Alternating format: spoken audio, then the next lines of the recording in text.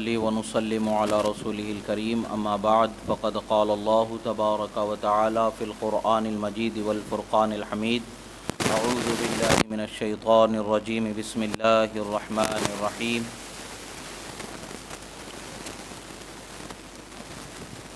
اهدنا الصراط المستقيم صراط الذين أنعمت عليهم صدق الله مولانا العظيم وصدق رسوله النبي الأمين الكريم ونحن على ذلك لمن الشاهدين والشاكرين والحمد لله رب العالمين۔ ایک مرتبہ درود شریف پڑھیں، اللہم صلی علی سیدنا نبینا مولانا محمد عدد ما فی علم اللہ صلاۃ دائمۃ بدوام ملک اللہ وعلی آلہ واصحابہ اجمعین۔ ایک مرتبہ اور نبی اور آل نبی پر درود شریف پڑھیں، اللہم صلی علی سیدنا نبینا مولانا محمد عدد ما فی علم اللہ صلاۃ دائمۃ بدوام ملک اللہ وعلی آلہ واصحابہ اجمعین۔ اللہ رب العزت کا بے پناہ شکر احسان کہ اللہ رب العزت نے ہمیں مسلمان بنا کر پیدا فرمایا، خدا کی وحدانیت کا اقرار کرنے والا، اس کے پیغمبروں کے پیغمبری و رسولوں کی رسالت کا اقرار کرنے والا، ایمان لانے والا مومن بندہ بنا کر اللہ نے پیدا فرمایا۔ یہ اللہ کا سب سے بڑا ہم پر احسان ہے، فضل عظیم ہے۔ مزید اس کے ساتھ ساتھ اللہ تعالیٰ نے ہمیں مسلمان ماں باپ عطا فرمائے، یہ اللہ کا بہت بڑا فضل عظیم ہے۔ یہ نعمت ہماری قیامت تک کے بھی اگر ہمیں زندگی مل جائے تب بھی ہماری یہ زندگی اللہ کا شکر ادا کرتے ہوئے گزارے ہم، تب بھی اس کا حق ادا نہیں ہوگا۔ اللہ تبارک و تعالیٰ اپنے محبوب بندوں کو کچھ شان عطا فرماتا ہے، وہ شان ایسی ہوتی ہے کہ کچھ ایسی نعمتیں اللہ تعالیٰ بندوں کو عطا فرما دیتا ہے کہ جس سے ان کی زبان کو اپنی رحمت کی حمایت کا سہارا عطا فرما دیتا ہے۔ وہ زبان سے بولتے ہیں، خدا کی رحمت سے ویسا ہی ہو جاتا ہے جیسا وہ بولا کرتے ہیں۔ اللہ تبارک و تعالیٰ اپنے بندوں پر بہت بڑا احسان فرماتا ہے۔ اس کا ذکر اللہ نے حدیث قدسی میں فرمایا، میرے بندوں پر میں کچھ ایسا انعام فرما دیتا ہوں جب میں انہیں اپنی رضا سے سرفراز کر دیتا ہوں تو وہ ان کی زبان سے نکلنے والا ہر جملہ پورا ہو جایا کرتا ہے۔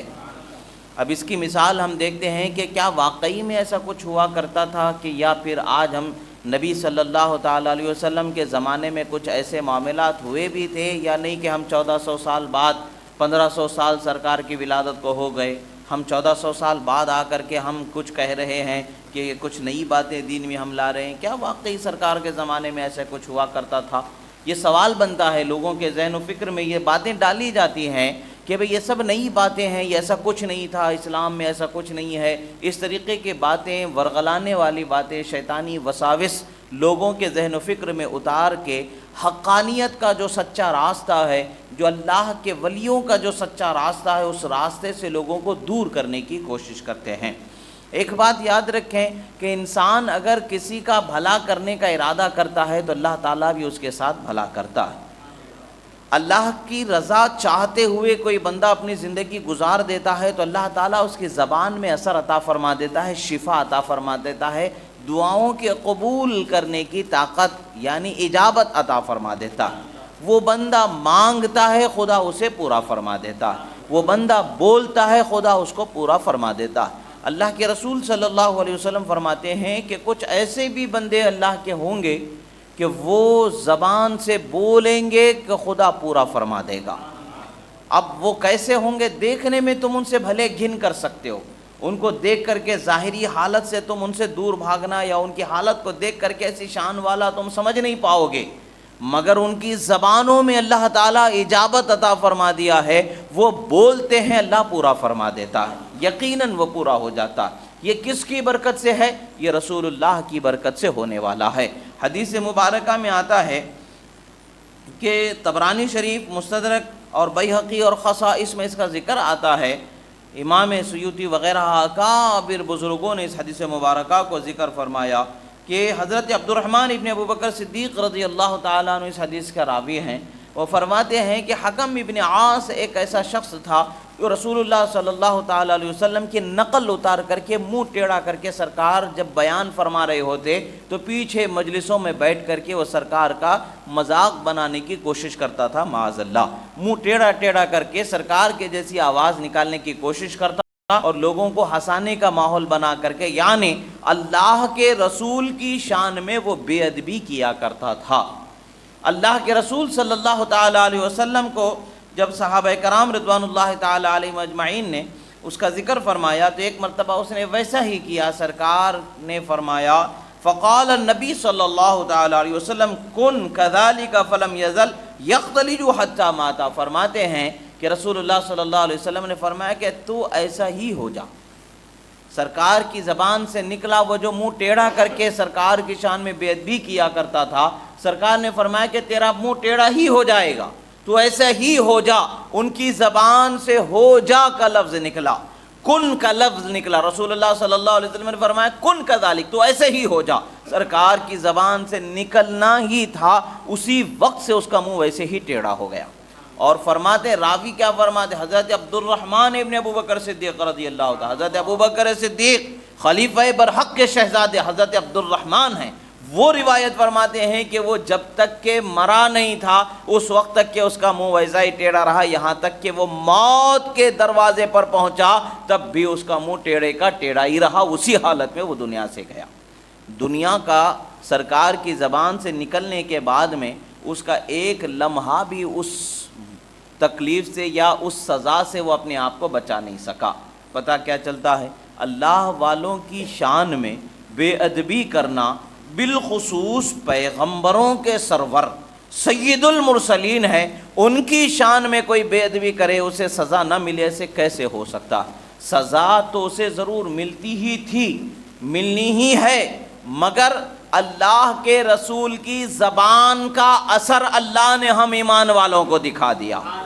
اللہ نے یہ بھی دکھا دیا کہ جو بے ادب ہیں انہیں سزا ملتی ہے، جو میرے اہل محبت ہیں، جو میرے محبوب ہیں، جو میرے پیارے بندے ہیں، ان کی زبان سے نکلا ہوا جملہ میں ضرور پورا کر دیتا ہوں۔ رسول اللہ صلی اللہ تعالیٰ علیہ وسلم کی زبان سے نکلا ہوا جملہ پورا فرما دیا، اور اسی لیے ہم کہتے ہیں کہ وہ زبان جس کو سب کن کی کنجی کہیں، یعنی رسول اللہ آپ کی زبان کیسی زبان ہے؟ ہماری جیسی زبان نہیں ہے کہ پل میں جھوٹ تو پل میں سچ، کبھی ادھر تو کبھی ادھر، کبھی غیبت تو کبھی چغلی، کبھی یہ تو کبھی وہ، نہ حلال نہ حرام۔ ہماری زبانوں کا حال یہ ہے کہ آلودہ ہیں ہماری زبانیں گناہوں سے۔ کل قیامت میں جب ہم اللہ کی بارگاہ میں جواب دیں گے تب ہمیں پتہ چلے گا کہ ہم نے اس زبان سے کتنے گناہ کر دیے ہیں جو ہمیں یاد بھی نہیں ہیں، کتنی غلطیاں ہم نے کر دیے ہیں جو ہمیں یاد بھی نہیں ہے۔ کل قیامت میں پورا حساب ہوگا۔ اسی لیے سرکار نے ایک جگہ فرمایا، ایک حدیث میں آتا ہے سرکار نے زبان کو پکڑ کر کے نکال کے باہر فرمایا کہ اس کو سنبھالو تو سنبھل جاؤ، تم اس کو سنبھالو، یعنی ہر جگہ ہر وہ معاملہ جہاں ہمیں بولنا ہے وہاں بھی ہم بولتے ہیں، جہاں نہیں بولنا ہے وہاں بھی ہم بولتے ہیں، جو بولنا ہے وہ بھی بولتے ہیں، جو نہیں بولنا ہے وہ بھی بولتے چلے جاتے ہیں۔ یہی وجہ ہے کہ ہم گناہوں کے دلدل میں دھسے ہوئے ہیں۔ مگر اللہ کے رسول کی زبان کیسی ہے؟ وہ زبان جس کو سب کن کی کنجی کہیں، اس کی نافذ حکومت پہ لاکھوں سلام۔ یعنی اے اللہ کے رسول آپ کی زبان کیسی زبان ہے؟ تمام اہل اللہ، تمام اہل ایمان کیا بولتے ہیں؟ کن کی کنجی، یعنی ہو جا بولنے والی کنجی اللہ نے بنا دیا۔ آپ کی زبان ادھر ہلی کہ ادھر پورا ہونا، ادھر آپ نے بولا کہ ادھر پورا ہونا، یہ یقینی ہے۔ اسی لیے ہم کہتے ہیں اس کی نافذ حکومت پہ لاکھوں سلام۔ یعنی اللہ تعالیٰ نے جو اس زبان کو حکومت کن عطا فرمائی ہے، اس نافذ حکومت پر ہم لاکھوں سلام پیش کرتے ہیں۔ اللہ کے رسول صلی اللہ تعالیٰ علیہ وسلم کی بارگاہ میں ایسے ہی ایک مرتبہ ایک شخص آیا، وہ بائیں ہاتھ سے کھانا کھایا کرتا تھا، یعنی ڈاواں ہاتھ، جسے ہم دکن میں ڈاواں ہاتھ ہوتے، بائیں ہاتھ سے، سیدھے ہاتھ کے اپوزٹ میں جو ہوتا ہے، جو گندگی صاف کرنے کے لیے ہوتا ہے، کھانے پینے کے لیے رسول اللہ نے سیدھے ہاتھ کو فرمایا۔ سرکار صلی اللہ علیہ وسلم نے فرمایا کہ سیدھے ہاتھ سے کھایا پیا کرو، تو سیدھا ہاتھ ہمارے واسطے نعمت والا، عزت والا، برکت والا ہاتھ ہے، بائیں ہاتھ سے نہیں کھانا چاہیے۔ اگر کسی کے ہاتھ میں چوٹ لگ گئی ہے، کسی کا ہاتھ مطلب بیمار ہے یا کوئی ایسی تکلیف ہے، اس کے اندر وہ سکت نہیں ہے، تو مجبوری میں اگر کوئی بائیں ہاتھ سے کھاتا ہے تو وہ مجبور شخص کی بات الگ ہے، مگر جس کسی کے دونوں ہاتھ سلامت ہیں، دونوں ہاتھ اچھے ہیں، تو نہ کھانا بائیں ہاتھ سے کھانا چاہیے، نہ پانی بائیں ہاتھ سے پینا چاہیے، نہ چائے، نہ پان، نہ ہر کوئی چیز، جو چیز اللہ پاک نے ہمارے لیے حلال طیب کھانے پینے لائق بنایا ہے، جس کو ہم کھاتے پیتے ہیں، اس کو ہم بائیں ہاتھ سے یعنی دائیں ہاتھ سے نہیں کھانا ہے۔ سیدھے ہاتھ سے ہی کھانا ہے اور یہی سنت طریقہ ہے۔ کبھی آدمی کیا ہوتا ہے، اس ہاتھ میں کوئی چیز پکڑی ہوئی ہوتی ہے تو اس ہاتھ کو خالی کرنے کے بجائے وہ بائیں ہاتھ سے اٹھا کر کے پانی پی لیا یا چائے پی لیا، ایسا کچھ کرتا ہے۔ ایسا نہیں کرنا چاہیے، اس لیے کہ اس میں ہمیں ثواب سے محرومی ہے اور شیطان سے مشابہت ہے، شیطان کا طریقہ ہے، ثواب ملنا ہے۔ اللہ تعالیٰ نے ہمیں کھانے پینے پر بھی ثواب رکھا۔ ہم کھانا پینا اگر رسول اللہ کے طریقے پر کھانا پینا کریں گے تو ہمیں کھا پی کر کے بھی ثواب مل رہا ہے، پیٹ بھر کے بھی ثواب مل رہا ہے، پیاس بجھا کے بھی ثواب مل رہا ہے، ہر چیز پر اللہ تبارک و تعالی ہمیں ثواب عطا فرماتا ہے۔ ایک مرتبہ حضرت سلمہ ابن اکوع رضی اللہ تعالیٰ عنہ فرماتے ہیں کہ ایک شخص رسول اللہ صلی اللہ تعالیٰ علیہ وسلم کے سامنے بائیں ہاتھ سے کھانا کھا رہا تھا، یعنی دائیں ہاتھ سے، الٹے ہاتھ سے کھانا کھا رہا تھا۔ رسول اللہ صلی اللہ تعالیٰ علیہ وسلم نے فرمایا کل بیمینک، سرکار نے فرمایا سیدھے ہاتھ سے کھاؤ، سرکار نے فرمایا کہ سیدھے ہاتھ سے کھاؤ۔ وہ شخص نے کہا فقال لا استطيع، وہ شخص غرور و گھمنڈ میں تھا، اس نے کہا کہ میں نہیں کھا سکتا سیدھے ہاتھ سے، جان بوجھ کر کے غرور و تکبر سے اس نے بائیں ہاتھ سے کھایا۔ کبھی آدمی بھول چوک سے کر دیتا ہے، کبھی غفلت سے کر دیتا ہے، بھول چوک، غفلت، بیماری، معذوری یہ الگ چیز ہے، جان بوجھ کر کے کرنا ایک الگ چیز ہوتی ہے، غرور و گھمنڈ میں تکبر سے کرنا ایک الگ چیز ہوتی ہے۔ کسی کو معلوم نہیں تھا کر لیا ایک الگ بات ہے، جان بوجھ کر کے معلوم ہونے کے بعد بھی کرنا ایک الگ بڑی غلطی ہو جاتی ہے۔ وہ غلطیاں چھوٹی ہیں جو جان بوجھ کے نہ ہو، انجانے میں، غفلت میں، بیماری وغیرہ سے ہو جائے تو معافی ان کے لیے ہے، مگر جو جان بوجھ کے جو کرتا ہے، غرور و تکبر سے جو کرتا ہے، اس کے لیے سزائیں ہوتی ہیں۔ اللہ کے رسول صلی اللہ تعالیٰ علیہ وسلم نے جب اسے کہا کہ بھئی تم سیدھے ہاتھ سے کھانا کھاؤ، بائیں ہاتھ سے کیوں کھانا کھا رہے ہو؟ سرکار صلی اللہ علیہ وسلم کو اس نے جواب کیا دیا، غرور و تکبر سے کہا کہ لا استطیع، میں سیدھے ہاتھ سے نہیں کھا سکتا، یعنی اس نے عذر بتانا چاہا، نہیں میرے ہاتھ میں تکلیف ہے میں نہیں کھا سکتا، یہ جان بوجھ کر کے اس نے جھوٹ بولا۔ اللہ کے رسول صلی اللہ تعالیٰ علیہ وسلم کی شان تو ایسی ہے کہ ہمارے دل میں کیا ہے وہ اس کو اللہ تعالیٰ نے ان پر اس کو مطلع فرما دیا۔ جب ولی اللہ کے پاس جاتے ہیں تو دل کو سنبھال کے جانے کا حکم ہے، جب نبی کے پاس جائیں تو کیا حال ہوگا؟ اللہ کے رسول صلی اللہ علیہ وسلم فرماتے ہیں کہ میں تمہیں اسی طریقے سے پیٹھ کے پیچھے سے بھی ویسا ہی دیکھتا ہوں، سامنے سے بھی ویسا ہی دیکھتا ہوں جیسا تم اپنی آنکھوں کے سامنے کسی چیز کو دیکھتے ہو۔ رسول اللہ صلی اللہ تعالیٰ علیہ وسلم کی بارگاہ میں آنے والے صحابہ دل میں خیال کر کے آتے تھے، رسول اللہ ان کے دل کے خیال کو پورا فرما دیا کرتے تھے۔ یہ روایتیں حدیثیں اس پر شاہد ہیں۔ سرکار کے علم و ادراک پر یہاں پر بحث نہیں کی جا رہی ہے، بلکہ میں بتانا یہ چاہ رہا ہوں کہ وہ شخص رسول اللہ کے سامنے غرور و تکبر کا اظہار کرتا ہے، یاد رکھیں کبھی اللہ والوں کے سامنے غرور و تکبر کا اظہار نہیں کرنا چاہیے۔ اللہ والوں کے پاس عاجزی سے رہو گے تو برکتوں سے مالا مال ہو جاؤ گے، اگر اللہ والوں کے پاس گھمنڈ اور غرور و تکبر دکھاؤ گے تو دنیا اور آخرت دونوں برباد ہو جاتے ہیں۔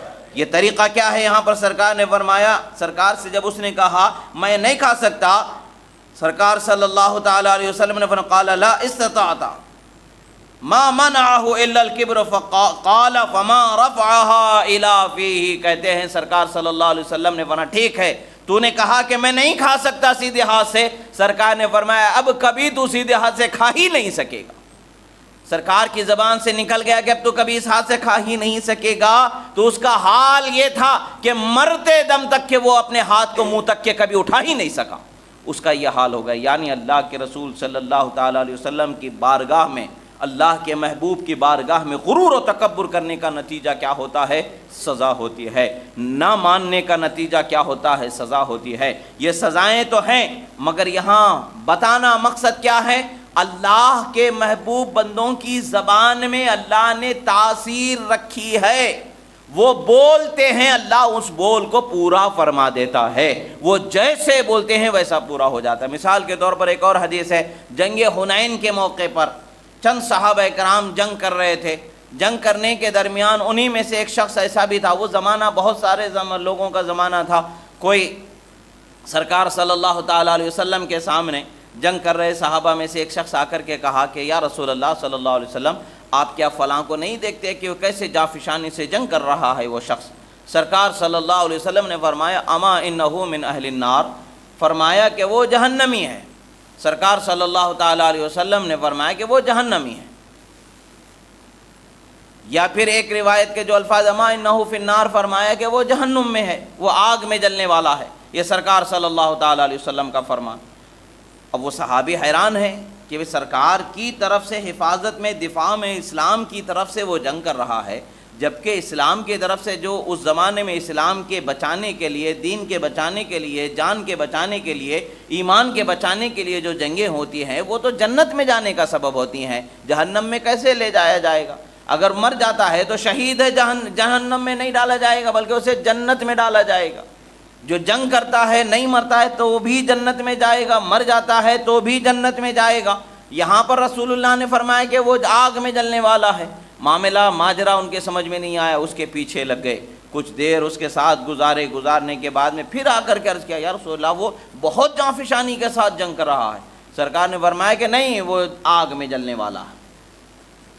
سرکار صلی اللہ تعالیٰ علیہ وسلم کا یہ جملہ پھر انہیں اور پریشان کر گیا۔ وہ فرماتے کہ میں اس کے پیچھے ہی رہ گیا، میں لڑنا بھلا دیا اور اس کے پیچھے رہ گیا، میں اس کے اس حالت کو دیکھنا چاہتا تھا، اس کے انجام کو دیکھنا چاہتا تھا کہ کچھ نہ کچھ اس سے ضرور ایسا ہوگا کہ جس کی وجہ سے یہ جہنم کا حقدار بنا دیا جائے گا، آگ کا حقدار بنا دیا جائے گا، کچھ نہ کچھ ضرور اس سے ہوگا۔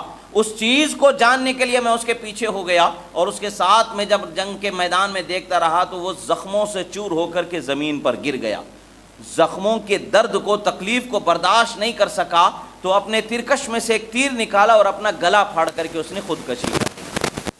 وہ صحابی دوڑتے ہوئے آئے۔ جنت خودکشی کرنے والوں کے لیے تھوڑی ہے، خودکشی کرنے والوں کے لیے سزا ہے، جہنم میں جلنا، آگ میں جلنا۔ خودکشی جس نے کر لیا اس کے لیے تو سزا ہے۔ شہید وہ ہے جو دوسرا اللہ کی راہ میں لڑنے والے کو اللہ کا دشمن آ کے مار دے، وہ مر جائے تو وہ جنت میں جانے والا ہے۔ خود اپنے ہاتھوں سے اپنی جان کو مار دے تو وہ جنت میں تھوڑی جائے گا، وہ تو سزا کا حقدار ہو جائے گا۔ یہ بیان وہاں پر ثابت کیا جاتا ہے، مگر اہل سنت کے نزدیک جمہور موقف یہی ہے کہ وہ بندہ اگر مومن ہے تو سزا ہو گئی، اللہ چاہے تو اس کی سزا کو بخش کر کے اسے جنت میں بھیج سکتا ہے، ایمان کی برکت سے معافی مل سکتی ہے، اگر اللہ چاہے تو اس کی سزا کو معاف کر سکتا ہے۔ مگر یہاں وہ صحابی سرکار کی خدمت میں دوڑ کر کے آتے ہیں، آ کر کے عرض کر دے یا رسول اللہ صدق اللہ حدیثک یا رسول اللہ، فرماتے ہیں اے اللہ کے رسول، اللہ تعالیٰ نے آپ کی بات کو سچا کر دیا، آپ نے جو بولا وہی وہاں پر ہو گیا۔ کیا ہوا؟ اس نے اپنی خودکشی کر لی۔ خودکشی کرنے والا جہنم میں جلنے والا ہے۔ احادیث میں اس کی وعیدیں آئی ہیں، سزائیں سنائی گئی ہیں، بھیانک سزاؤں کو بتایا گیا ہے، وہ سزائیں اس کے لیے ہیں، جہنم میں جلنا، سزا کا حقدار ہونا، یہ بتایا گیا ہے۔ اور صحابی آ کر کے بتاتے ہیں کہ یا رسول اللہ آپ نے جیسے کہا تھا کہ وہ جہنم میں جلے گا، جہنم کا حقدار ہوگا، آگ میں جلے گا، اسی طریقے سے آگ کا، جہنم کا حقدار ہونے والا کام مجھ سے سرزد ہو گیا۔ وہ اگرچہ اچھا کام کرتا رہا مگر انجام کار اس نے خودکشی کر کے اپنے آپ کو جہنم کا حقدار بنا لیا۔ آپ کی بولی سچ ہو گئی، حالانکہ اللہ کے رسول صلی اللہ تعالیٰ علیہ وسلم کے اس طریقے سے واقعات بہت ہیں جو سرکار کی زبان سے نکلے ہوئے جملے پورے ہوئے۔ رسول اللہ صلی اللہ علیہ وسلم کی خدمت میں ایک شخص تھا، ابتدا میں تو اس نے کلمہ پڑھ کر کے اسلام قبول کر لیا تھا، بعد میں پھر مرتد ہو گیا، اسلام کو چھوڑ کر کے اس نے پھر اپنا پرانا جو مذہب تھا، جو کفر و شرک کا دلدل تھا، اس میں پھر واپس چلے گیا۔ اللہ کے رسول صلی اللہ تعالی علیہ وسلم نے ارشاد فرمایا ان الارض لا تقبلہ، فرمایا کہ زمین اسے قبول نہیں کرے گی، اپنے اندر نہیں لے گی۔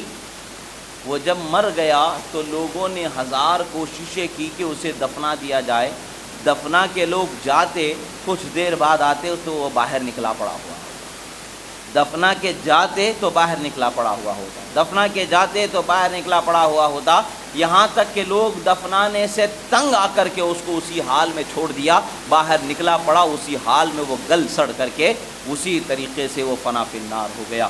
پتہ کیا چلتا ہے؟ اللہ کے رسول صلی اللہ تعالیٰ علیہ وسلم کا جو فرمان ہوتا ہے وہ فرمان ایسے ہوتا ہے کہ وہ اللہ تعالیٰ ضرور پورا فرما دیتا ہے۔ اب پھر نبی کی اتباع و اطاعت و نبی کی محبت میں جو اولیاء اللہ کے راستے پر چلانے والے ہوتے ہیں، ان کو بھی اللہ تبارک و تعالی نبی کے صدقے میں دعا کے قبولیت اور زبان کی بولی کو کن کی طاقت سے مالا مال فرما دیتا ہے۔ وہ بولتے ہیں، اللہ تعالیٰ پورا فرما دیتا ہے۔ حقیقت یہی ہے کہ کائنات میں ہر حکم اللہ ہی کا نافذ ہوتا ہے۔ اللہ تعالیٰ اپنے بندوں کی زبان سے اس جملوں کو پورا کر دیتا ہے، نکال دیتا ہے، حکومت اپنی ہی ہے۔ حقیقت میں کارساز اللہ ہی ہے۔ اللہ کے محبوب بندے وسیلہ بن جاتے ہیں۔ زبانیں، دعائیں ہمارے لیے ان کی وسیلہ ہیں، ان کی زبانوں سے نکل جاتا ہے۔ وہ کہہ دیں کسی کو تو زندہ ہو جائے گا تو ہو جاتا ہے، وہ کہہ دیں کسی کو مر جائے گا تو مر جاتا ہے، وہ کہہ دیں کسی کو کہ نہیں مرے گا تو نہیں مرتا۔ یہ اللہ تبارک و تعالیٰ کا محبوب بندوں پر اکرام ہوتا ہے۔ وہ کہہ دیں کسی کو کہ نعمت مل جائے گی، مل جاتی ہے، وہ کہہ دیں کسی کو محروم رہ جائے گا، رہ جاتا ہے۔ حاصل یہی ہے کہ اللہ والوں سے کبھی دشمنی نہیں مولنی چاہیے، اللہ والوں کی بارگاہ میں مؤدب ہونے چاہیے، ادب و احترام رکھنا چاہیے، اور ان کی محبتوں سے اپنے دل کو لبریز رکھنا چاہیے۔ اگر ان کی محبتوں سے ہمارے دل لبریز ہیں تو اللہ کی رحمت کے ہم ضرور حقدار بنائے جائیں گے، ہم پر بھی اللہ تبارک و تعالی انعام اور اکرام فرمائے گا۔ اللہ رب العزت کی بارگاہ میں دعا ہے، جو کہا گیا سنا گیا، کہنے میں سننے میں جو غلطی ہوئی اللہ تعالیٰ اسے معاف فرمائے، جو حق و صحیح کہا گیا اللہ تعالیٰ اسے قبول فرمائے، اور ہمیں اس کے محبوب بندوں کی سچی محبت عطا فرمائے۔ پروردگار ہم گناہ گار ہیں، ہمارے گناہوں کو معاف فرما، ہم خطا کار ہیں، ہماری خطاؤں کو معاف فرما۔ پروردگار جو بے روزگار ہیں انہیں برسر روزگار فرما، جو معاش کی پریشانیوں سے پریشان حال ہے مولا ان کی معاشی پریشانیوں سے انہیں نجات عطا فرما، رزق میں خیر و برکت عطا فرما، رحمتوں و برکتوں کا بسیرا زندگی میں عطا فرما۔ مولا ہمارے گناہوں کو معاف فرما، جہاں کہیں بھی مسلمانوں پر ظلم ہو رہا ہے مولا ظالموں کو نیست و نابود فرما، مظلوم مسلمانوں کی مدد فرما، بیواؤں، یتیموں، بے سہاروں، مظلوموں، مریضوں کے لیے اسباب، سہارے، کفو و نگہبان خیر خواہ حضرات کو مہیا فرما۔ پروردگار ہماری دعاؤں کو قبول فرما۔ اقول قولی ھذا استغفر اللہ لی ولکم ولسائر المؤمنین وما علینا الا البلاغ المبین برحمتک یا ارحم الراحمین۔